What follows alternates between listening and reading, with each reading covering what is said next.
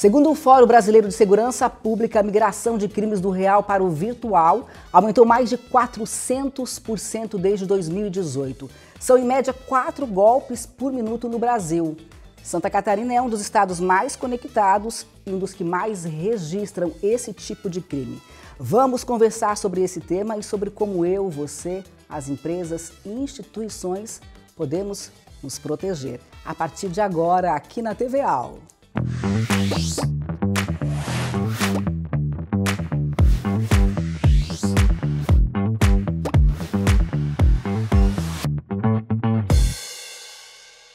E para falar sobre esse tema, eu tenho o prazer de receber aqui no estúdio do Vamos Conversar, Rafael Wellig, que é delegado e diretor de inteligência da Polícia Civil de Santa Catarina, e também Tácito Augusto Silva Leite, mestre em gestão de riscos, diretor da Associação Brasileira de Profissionais de Segurança e também vice-diretor da Vertical de Segurança da ACAT, que é a Associação Catarinense de Tecnologia de Santa Catarina. Rafael, Tácito, sejam muitíssimos bem-vindos aqui ao Vamos Conversar. Que prazer ter vocês aqui. Muito obrigado pela oportunidade, Rafaela. Para mim é um prazer estar com você, estar com o Tácito, participando desse programa. É uma oportunidade também de demonstrar o trabalho que a Polícia Civil de Santa Catarina vem desenvolvendo, né, em prol da segurança pública, em prol de toda a sociedade catarinense. E vamos conversar, vai ser bem interessante esse papo. Vamos bater papo. Tácito. Obrigado, Rafaela, pelo convite. É um tema mais do que atual, né? Não dá para falar de presente e futuro sem falar de tecnologia. E, infelizmente, esses temas estão presentes.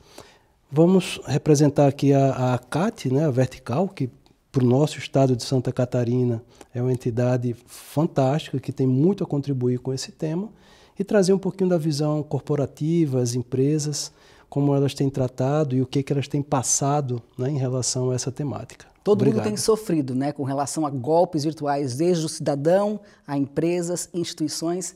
E é um pouquinho de tudo isso que a gente vai trazer aqui no programa. Antes de a gente começar com a primeira pergunta, eu gostaria que vocês se apresentassem um pouquinho para quem está em casa nos assistindo e falassem um pouquinho de como é que é o trabalho de vocês voltado aos crimes, ao combate, né, dos crimes digitais. Pode começar, delegado?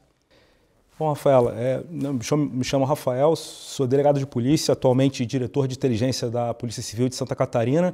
Talvez pelo meu sotaque não negue que eu sou natural do Rio de Janeiro, né, mas já estou há 16 anos aqui em Santa Catarina. Fui policial civil no Rio de Janeiro, na minha cidade natal, então já são mais de 20 anos aí de trabalho policial e a gente tem desenvolvido dentro da diretoria de inteligência, que ela tem atribuição em todo o estado de Santa Catarina, né, nós ficamos sediados aqui em Florianópolis, ali no prédio da Delegacia Geral, na Ivo Silveira, mas a nossa atribuição é no estado inteiro, né? Então nós temos núcleos de inteligência também espalhados por todas as regiões do estado e nós produzimos um conhecimento de inteligência no sentido de assessoramento às unidades policiais e nós temos especificamente dentro da nossa diretoria de inteligência uma unidade, né, uma célula de análise de crimes financeiros, né, e fraudes financeiras dentro da nossa unidade policial. Então a gente faz o monitoramento cotidiano, né, e diuturno desses crimes que, como você mesmo já pontua, tem aumentado recentemente, né, esses crimes envolvendo um ambiente virtual e nós prestamos essa assessoria para as unidades da ponta, né, que efetivamente fazem a investigação, trabalham na persecução penal e responsabilização desses criminosos. Maravilha. Tácito, que também não é catarinense.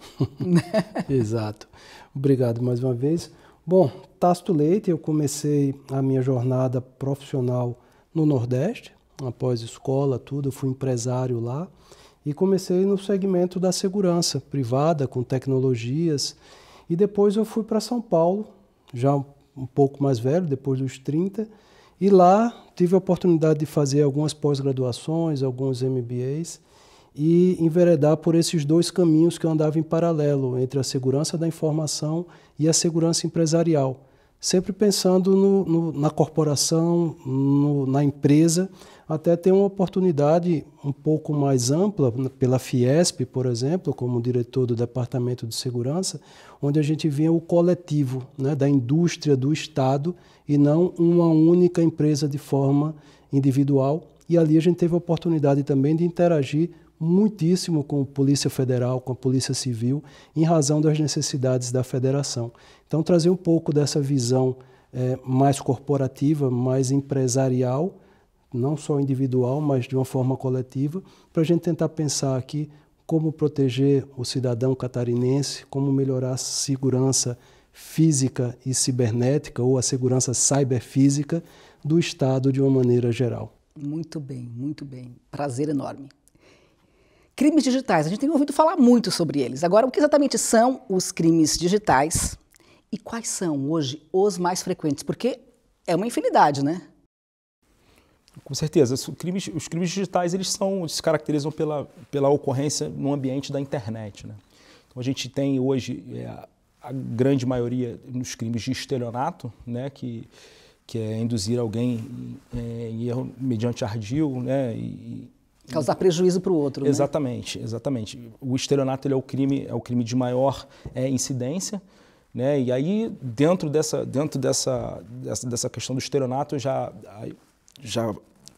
desdobram vários outros, né? E aí tem o golpe do motoboy, aí tem a falsa central, tem esses links maliciosos que são encaminhados, né? Eu acho que todos nós ali, todos os telespectadores, eles recebem uma ligação aí supostamente de um determinado banco, né? E aí pede para você clicar, enfim, isso tudo, isso são criminosos fazendo uso de engenharia social para poder está ludibriando as pessoas, né? Então, mas, em grosso modo, o estelionato é o que lidera o ranking. Que lidera, né? Mas mais de quanto por cento daria para a gente precisar, não? São crimes de estelionato. Acho que mais de 50% dessas fraudes virtuais, né? Aumentou bastante, principalmente depois da pandemia, né? Porque hoje em dia a sociedade ela é digital, né? Então a nossa vida está no telefone celular, todo mundo tem o smartphone e infelizmente os criminosos eles acabam se aproveitando dessa evolução também para fazer o mal. Exatamente, para fazer o mal. Você falou em aumento, né? Nós temos dados aí que apontam, né, que desde 2018 até 2025 o aumento desse tipo de crime foi mais de 400%, como eu falei no início, são cerca de 4 golpes por minuto no Brasil. E a gente vai falar ainda sobre esse aumento. Antes, eu quero ouvir agora do Tasto, que trabalha, né, com empresas, organizações. Então, e nesse âmbito, o que é mais comum, o que é mais frequente? Traz para a gente. Antes dos anos 2000, os computadores eram mais restritos aos CPDs das empresas. Poucas pessoas tinham celular. O celular não era internet, o celular era para fazer ligação. E nesses 25 anos, ou seja, essa geração que hoje, né, nós estamos aqui, os nossos pais, essas pessoas não nasceram no ambiente digital, elas não foram educadas dentro desse ambiente. Então são as pessoas que, em teoria, teriam mais dificuldades em aprender a se proteger. A gente hoje tem uma superfície de ataque imenso. O ar-condicionado está ligado na internet, a impressora está na internet, o aquecedor, o boiler, o robô, a geladeira, limpeza. O seu robô, a casa toda, falando de uma residência. Sim. Se a gente fala de uma empresa, quantos telefones individuais estão dentro de uma empresa? Quantas pessoas levam, além do seu próprio telefone, outros devices que também se conectam por Bluetooth, por várias outras formas de conexão? Então, essa superfície de ataque aumentou consideravelmente em um tempo muito curto. Principalmente da pandemia para cá, onde parte da empresa passou a ser o ambiente residencial, que não tem a mesma infraestrutura, que não tem o mesmo investimento, não tem o mesmo nível de segurança. Tá? Por outro lado, e você tocou um pouco nesse assunto, em 2015 foi o ano da virada. Que virada? 2015 foi o ano onde a quantidade de compras online na cidade de São Paulo, o maior estado, as compras online ultrapassaram a quantidade de compras no mundo físico e nunca mais vai voltar a ser o inverso. O que o criminoso busca? Dinheiro. Faturar. Onde é que está o dinheiro? Na internet. Hoje, 90% do dinheiro do mundo é byte. É um código. E esse dinheiro está na internet.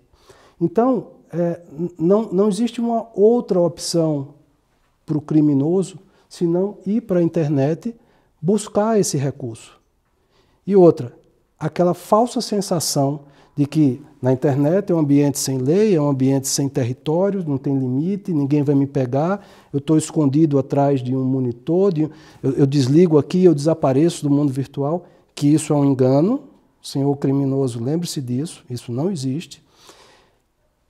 Esse mundo ele vai ser, daqui para frente, muito mais veloz, com inteligência artificial, com várias outras tecnologias se engajando. Então, esse é o problema que as empresas e as pessoas físicas sofrem hoje. É estar inserida nesse mundo onde os nossos recursos são virtuais e o criminoso está buscando, de todas as formas, capturar esse recurso. E a engenharia social, que é o termo, né, técnico usado para as fraudes, para o estelionato, onde usa pouquíssima tecnologia, você usa o artifício do enganar, e enganar uma pessoa de mais idade é mais fácil. É isso que eles buscam, esse é o caminho do criminoso, seja empresa, seja pessoa física, ele quer buscar recursos. Muito bem. A gente tem hoje um perfil, digamos, das vítimas desse tipo de crime, das vítimas em potencial, porque todos nós estamos sujeitos o tempo todo, né? Então, qual é o perfil da maioria, pelo menos, e também nas empresas? E o perfil também dos criminosos. Quem são esses criminosos? Eles agem, a maior parte das vezes, sozinhos? Eles têm uma quadrilha por trás? E como o Tácito muito bem falou, são pessoas, falou antes da entrevista, né, estava conversando aqui nos bastidores, são pessoas que passam o dia inteiro focadas no como eu posso obter alguma vantagem a partir daqui, como é que eu posso fazer o mal.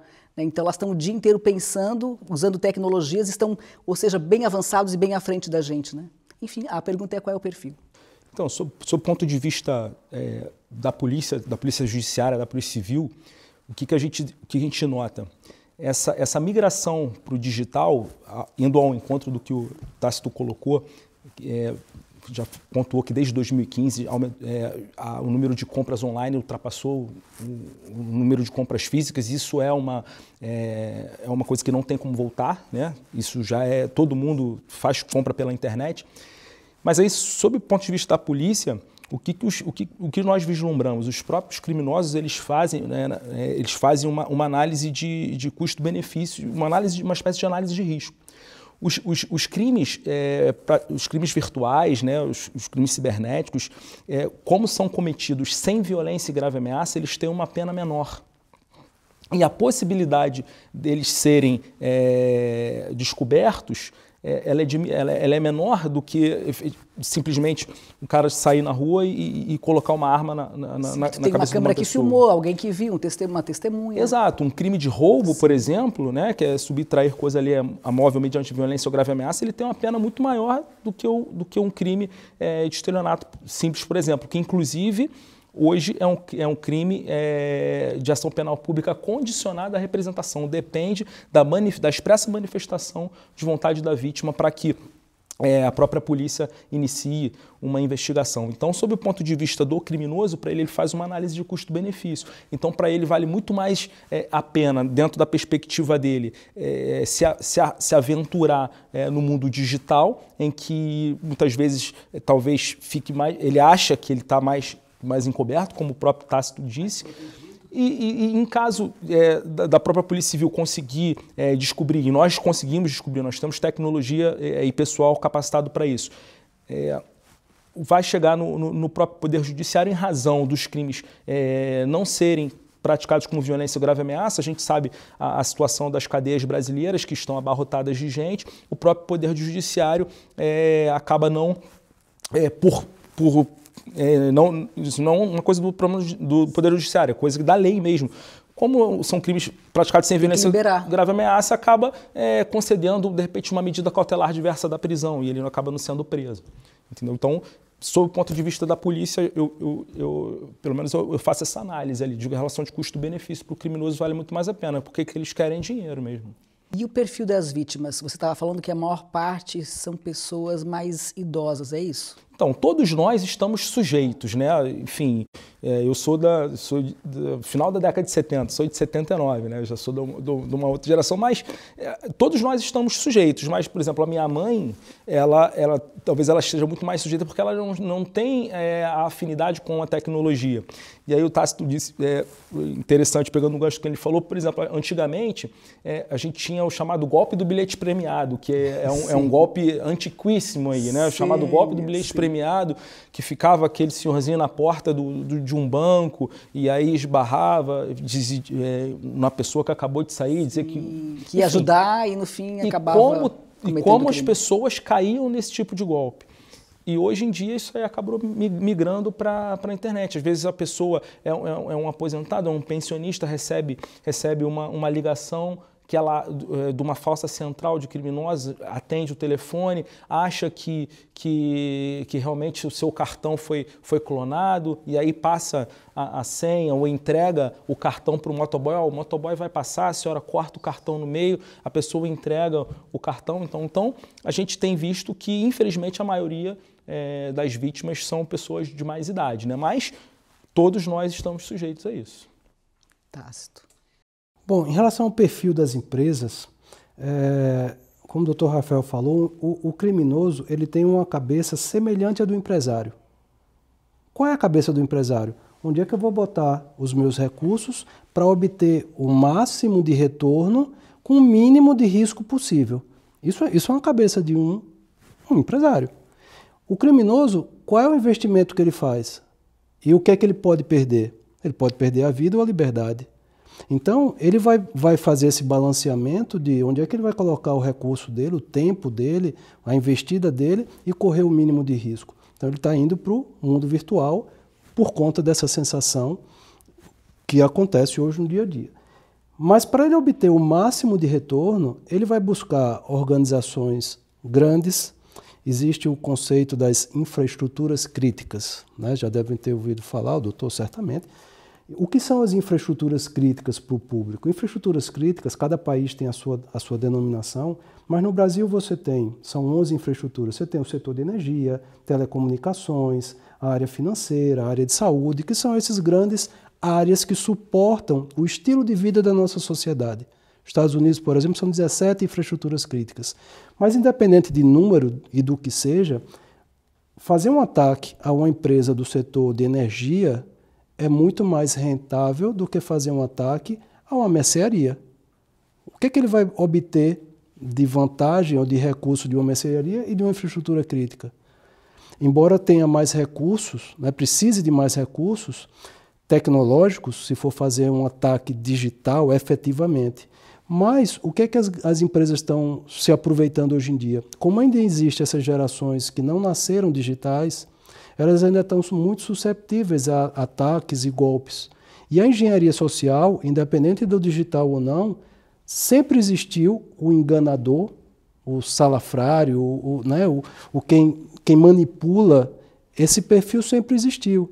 E é esse o perfil, é essa a jogada da engenharia social para obter vantagem. E a gente tem, recentemente, casos aqui no Brasil, casos bem, com valores muito altos, para não citar nome, mas tudo começa como? Você consegue ludibriar uma pessoa, você compra outra pessoa, paga um recurso, obtém uma informação. A pessoa está dentro da empresa, né? Dentro da empresa, que são os insiders, né? A ameaça interna.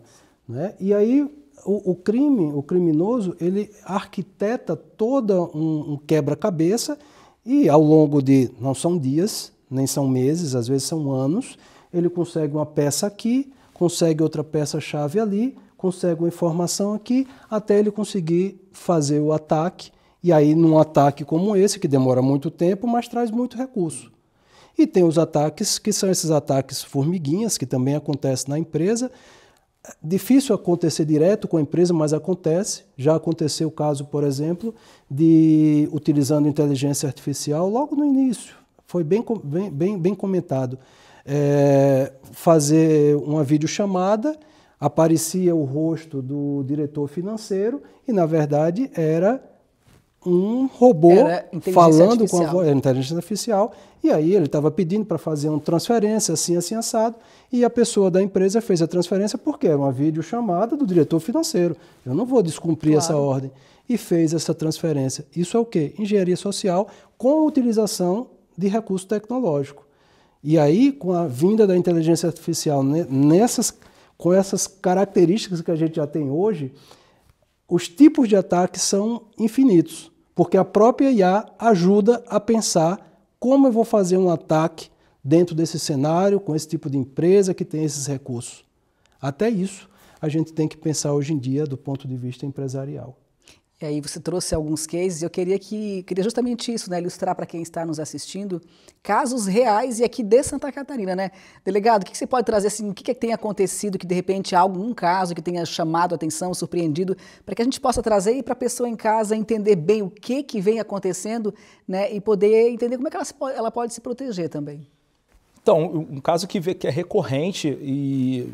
Enfim, eu já fui também delegado titular da Delegacia de Defraudações da DEIC e hoje, como diretor de inteligência, a gente vê que isso tem se repetido, né? Por exemplo, que é o caso do golpe do motoboy. A pessoa recebe uma ligação, supostamente de um banco, e aí os criminosos eles têm montado toda uma estrutura mesmo, né, de uma história, cobertura mesmo, né? Um enredo, liga para a pessoa. Um telemarketing. Exato, né? Exato. Eu vou contar exatamente o que aconteceu. Foi aqui, inclusive aqui, ali na Trindade, ali que nós conseguimos... desvendar esse caso. Exato. Enfim, era uma quadrilha de São Paulo e eles ligavam para as vítimas e diziam, o seu aqui é do banco tal, da central de segurança do banco tal, mas isso com aquela voz mesmo de profissional, de profissional, né? Exatamente. Eles são profissionais do crime, realmente. Ó, vocês receberam, os nossos sistemas de segurança detectaram uma compra, o senhor reconhece a compra? Não reconheço, então por questões de segurança você confirma os dados para mim. Aí a própria pessoa vai falando para a vítima os dados, e ela tem tudo. Porque hoje em dia também no mercado negro se consegue muito facilmente acesso a bancos de dados privados da pessoa, né? Que tem tudo. Né? Infelizmente aí nesses... sites clandestinos ou através de até chats do Telegram, inclusive é comercializado esse tipo de bancos de dados privados, né? Infelizmente. Os criminosos fazem uso disso. E aí, então você precisa destruir esse seu cartão, faz o seguinte, corta o seu cartão no meio e o motoboy vai passar aí, a senhora coloca no envelope e o motoboy vai recolher o cartão ali, tá chegando aí daqui a pouco. E aí a pessoa vai e efetivamente corta o cartão no meio, só que não arrebenta o chip, no caso, na época, né? E aí entrega para o motoboy e aí eles fazem uma série de compras. E aí usam e abusam. Exato. Quando você vai descobrir já... E essa era uma quadrilha de São Paulo, que eles alugaram um apartamento ali na Trindade, alugaram um apartamento ali, inclusive ali em frente àquela academia da Polícia Militar, ali, os prédios que tem ali, alugaram um apartamento ali e vieram de São Paulo e estavam instalados ali, a organização do crime. E fizeram uma série de vítimas. Infelizmente, esse é um dos inúmeros casos e, inclusive, a nossa inteligência tem detectado que organizações criminosas, inclusive, têm feito uso, não só criminosos comuns, mas organizações criminosas mesmo, têm se valido desse tipo de expediente para oferir lucro, né? Porque o criminoso, o que ele quer é lucro mesmo. Tá, tu quer trazer para a gente mais um case que tenha acontecido aqui em Santa Catarina e que você tenha... Esse case anterior que eu falei, da videochamada... Da IA, era aqui? Não era daqui. Mas é só para lembrar que isso é uma evolução. Lembra que antigamente tinha ligação? Sequestrei seu filho. E tinha uma criança gritando atrás, uma mulher gritando. Você não tinha como validar quem era, mas ficava com medo e pagava o resgate. Aí ninguém mais caía nessa. Mas com uma videochamada, né, com a imagem da pessoa, começaram a cair de novo. Então isso foi só uma evolução de um golpe que já existia. Hoje tem acontecido nas empresas também o golpe do gift card, que é o cartão Na internet você compra um cartão virtual com um número que você pode, com esse número, retirar um fone de ouvido, um cartão, o que você quiser comprar naquela loja. Então, o que essas quadrilhas têm feito? Vai lá no LinkedIn, vai lá na internet, busca funcionários de um nível mais operacional, aí vê quem é aquela pessoa, consegue o telefone dela, porque para conseguir o telefone existem recursos dos mais diversos, e aí eles fazem cruzamento, encontrar o cartão do nome da pessoa tal, com 2, 3 informações, cruza a informação e chega no telefone. Então a dificuldade é só chegar, linkar o nome da pessoa e o telefone. E no LinkedIn tem pessoas que ainda facilitam o telefone, né? Já está lá mesmo o telefone, não precisa nem fazer uma pesquisa tão apurada. E aí essa pessoa, supostamente se fazendo passar por um diretor da empresa, por uma pessoa de um cargo mais elevado, faz uma chamada no WhatsApp, troca mensagem no WhatsApp, e aí dizendo, oi fulano, com a foto, né? Ele clona a foto do LinkedIn, da internet, bota no WhatsApp, e a pessoa nem se atenta que ele não tem o número registrado, ele olha só a foto. Aí quando vê a foto, opa, meu chefe. Pois não, o que você precisa? Olha, aí a pessoa diz, eu estou aqui numa reunião, eu preciso dar alguns presentes aqui nessa reunião e não vai dar tempo de eu ir para a empresa. Por favor, compra aí e me manda alguns gift cards aqui para eu poder distribuir aqui na reunião que eu estou. Ah, são quantos? Não, o que você conseguir comprar aí, pode comprar e depois a empresa te ressarce, né? Ou então é uma própria pessoa da empresa, né? Depois eu assino, depois eu autorizo, né? Mas já me manda logo.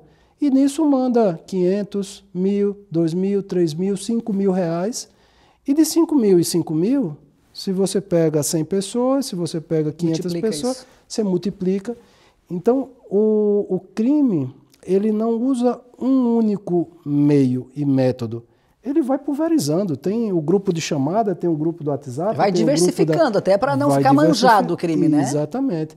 É pego aqui em Santa Catarina, uma parte da quadrilha é desbaratinada, mas tem o resto do grupo que aí, vamos agora para o Rio Grande do Norte, vamos agora para Manaus, e aí a polícia de lá, que estava com aquele crime em atenção, já não tem mais aquele crime, ele vem para um estado, uma cidade que aquele crime não estava acontecendo, então a polícia e a sociedade não estava atenta àquele crime, e assim eles vão, sabe o rodízio de terra, para não desgastar a terra?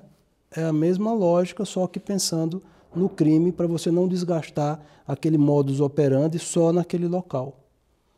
Enfim, as opções, a gente pode passar aqui todo o nosso tempo falando milhares de histórias. E a gente não vai chegar nem 1% das possibilidades de fraudes e de crimes se utilizando de engenharia social junto com tecnologias das mais diversas. Tem como mensurar o prejuízo financeiro? Só que não é só financeiro, né? Os prejuízos vão muito além. Tem como a gente mensurar, falar um pouquinho sobre isso? Acho que é difícil. É difícil. Não tem nenhum dado, nenhuma estatística que você tem. De tal ano para cá a gente tem tido. Não. A gente faz análise de número de casos agora de prejuízo financeiro, até porque tem muitos casos que não são nem registrados. Sim. Também. A gente tem uma certa cifra negra aí também. Mas o montante é bem grande. Exatamente. Às vezes a pessoa tomou-lhe um golpe, absorve, vai cobrar do banco, enfim, e nem chega a registrar.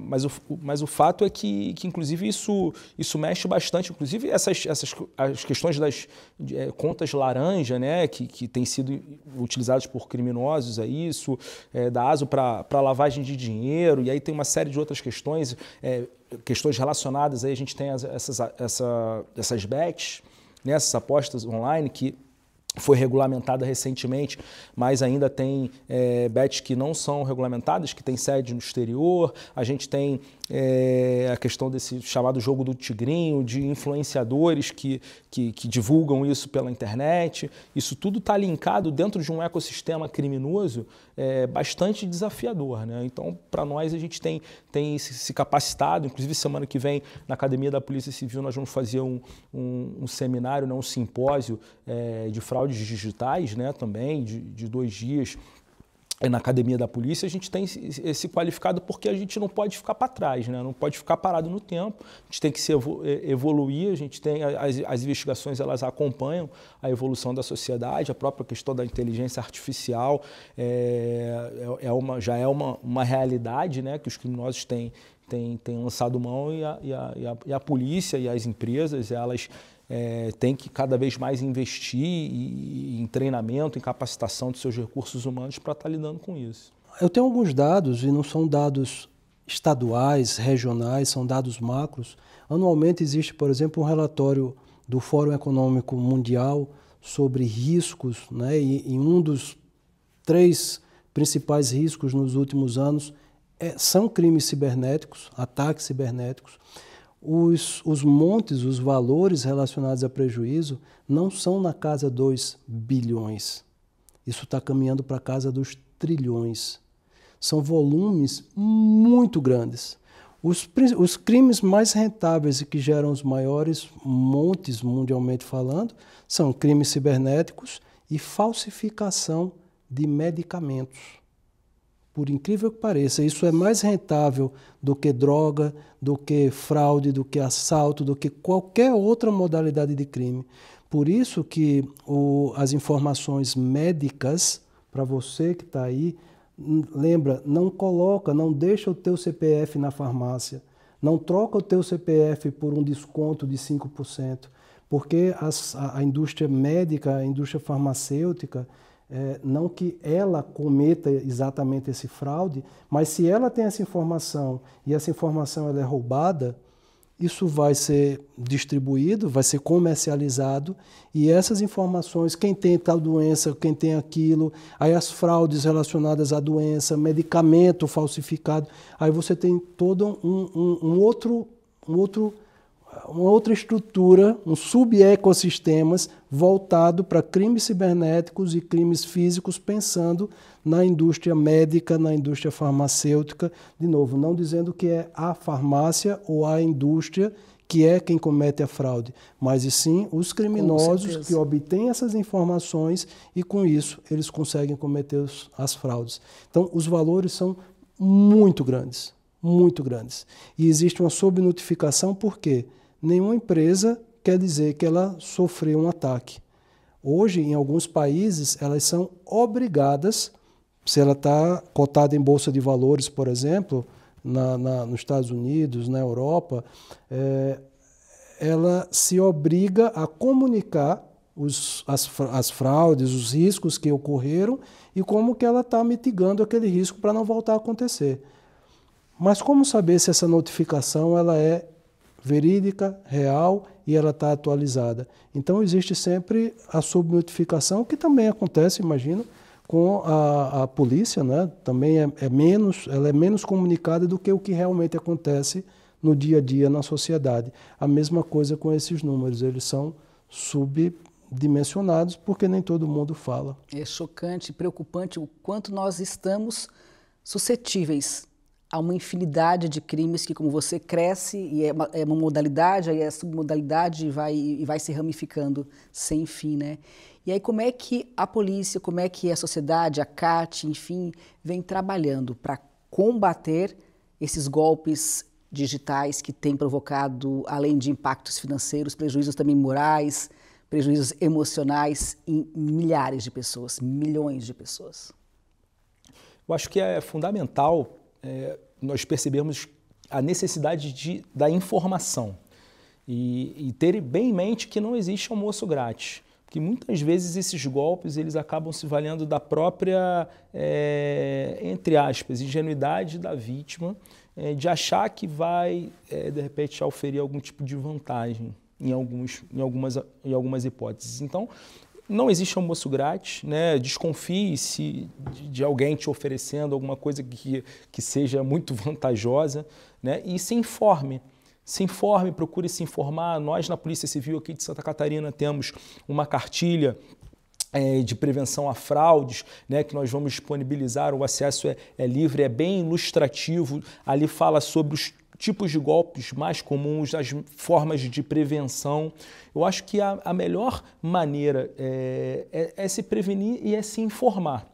né? Hoje em dia a informação ela está disseminada, então é importante as pessoas estarem conscientes, né, dos seus direitos, procurar sempre não utilizar as mesmas senhas nas suas diferentes contas, nos seus diferentes aplicativos, fazer duplo fator de autenticação nos seus e-mails, né, em outros tipos de acesso. Isso tudo são barreiras que o próprio usuário vai criando, diminuindo a própria vulnerabilidade. E aí, sob o ponto de vista da investigação, hoje a Polícia Civil de Santa Catarina, eu falo isso com orgulho e com toda certeza, é uma das polícias civis mais preparadas do Brasil, e dentro da Diretoria de Inteligência nós temos uma interlocução com todas as polícias judiciárias do Brasil, das 27 unidades da Federação, além de outros órgãos, né, como Polícia Federal e as entidades do setor privado também.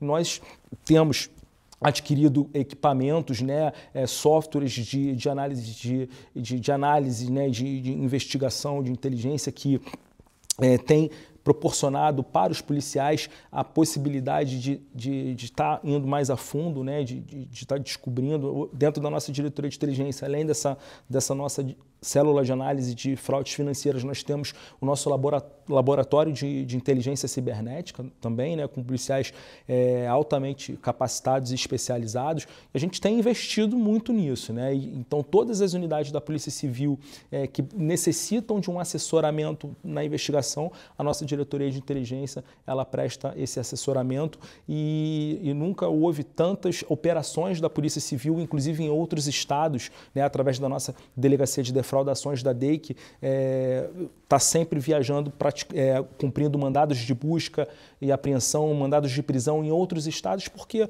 o crime virtual ele não tem fronteiras, né? Então, muitas vezes os criminosos eles estão em outro local fisicamente, mas com certeza nós aqui em Santa Catarina temos toda a condição e toda a expertise para poder estar desenvolvendo uma investigação eficaz que gera resultado para a sociedade catarinense.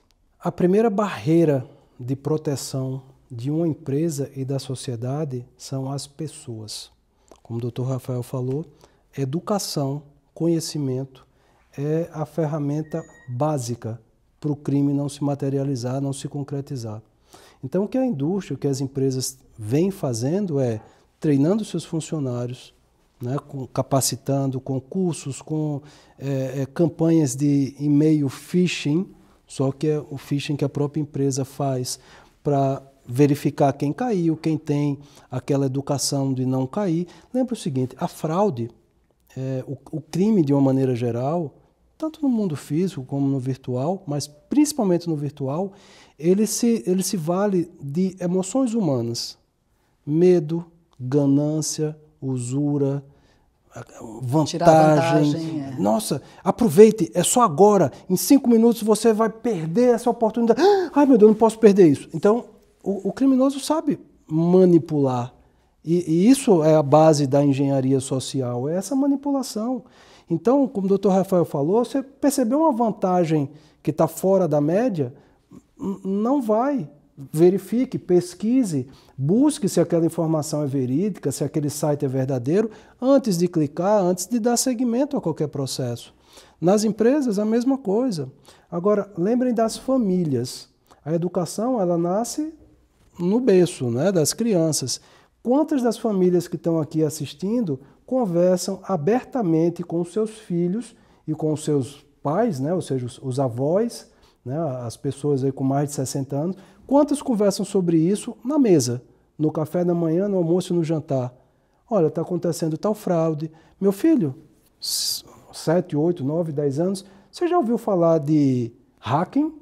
Ah, já, papai. E o que é hacking? E o que você acha sobre isso? É começar a trazer essa temática, que é uma das temáticas dos dias atuais, para a criança, para ela já começar a pensar sobre aquilo e você poder orientar. E, obviamente, quem não tem informação, quem não é da área, né, pode obter essas informações de fontes fidedignas e legítimas, como é o caso da própria polícia daqui de Santa Catarina, que tem manuais, que tem cartilhas, que tem como orientar de uma forma correta as famílias. E aquelas crianças vão crescer e um dia vão para as empresas. A grande dificuldade é essa geração agora que ela não nasceu digital. Então, mas ainda assim, mesmo os mais jovens que já nasceram digitais, continuam tendo as emoções humanas como gatilho para que o crime consiga se concretizar nas empresas. Então, educação, educação, educação, e aí você tem tecnologia para ser uma segunda barreira dentro das empresas. Mas qualquer tecnologia que você colocar, se o ser humano não fizer o correto, o certo, o que deve ser feito, essa tecnologia muito provavelmente tem como ser burlada, tem como cair por água de formas diversas.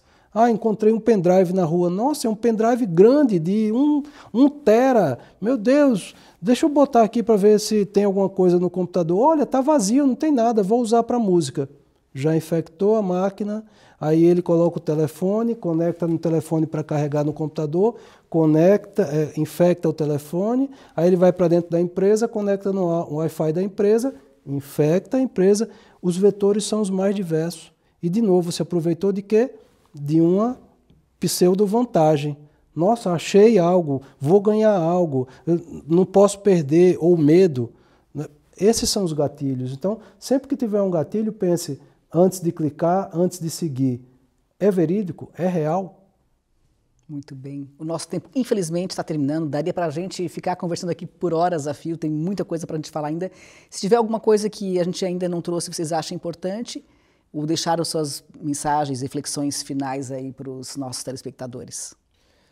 Bom, Rafaela, eu só queria te agradecer por esse papo. O Tássio também foi super agradável, né? Passou rápido. E falar para os seus telespectadores que a Polícia Civil de Santa Catarina está preparada para essa evolução tecnológica e para essa evolução do próprio crime, e nós estamos trabalhando incansavelmente todos os dias para trazer segurança pública para o catarinense, para as pessoas que vêm nos visitar, né? Santa Catarina é caracterizado por vir muita gente para cá, é uma terra boa para quem quer vir trabalhar e se desenvolver e crescer na vida. É uma terra de oportunidades, né? Nós somos exemplo disso. E agradecer a oportunidade e essa interlocução entre o setor público, né, no caso a Polícia Civil, com a iniciativa privada, a CAT e outros órgãos, é importante, né? Segurança pública é dever e responsabilidade de todos, né? Não se faz segurança pública isoladamente, é preciso dialogar, é preciso informar você. Nós vamos deixar a nossa cartilha de prevenção a fraudes que vocês podem acessar. Lá está explicando os golpes mais comuns, né? E é importante nós estarmos nos informando e desconfiar, né? Desconfiar bastante. E em caso de algum tipo de crime virtual, vocês podem procurar a delegacia mais próxima ou fazer o seu registro online através de delegaciavirtual.sc.gov.br também. E a Polícia Civil vai ter, com certeza, a responsabilidade de estar produzindo a melhor investigação que gera resultado para todo cidadão catarinense. Além de agradecer, queria deixar aqui para o público a dica. Está precisando de segurança? Entra lá no site da CAT, Associação Catarinense de Tecnologia. Só para você ter ideia, hoje mais de 70% do PIB de tecnologia do Estado está representado dentro da CAT. E dessas mais de 1.800 empresas associadas, a gente tem lá mais de 60 empresas que são da área de segurança. Então, muito provavelmente, uma necessidade de segurança que você tenha na sua casa ou na sua empresa aqui em Santa Catarina, você consegue ter aqui, com tecnologia local, com equipe local, uma resposta para a tua necessidade. A CAT, no mês passado, em junho, realizou o Security Tech Day, já é o 4º ano, que é um evento de um dia voltado para falar sobre a temática de segurança. Inclusive, trazendo as outras instituições, como a polícia, o governo, a prefeitura.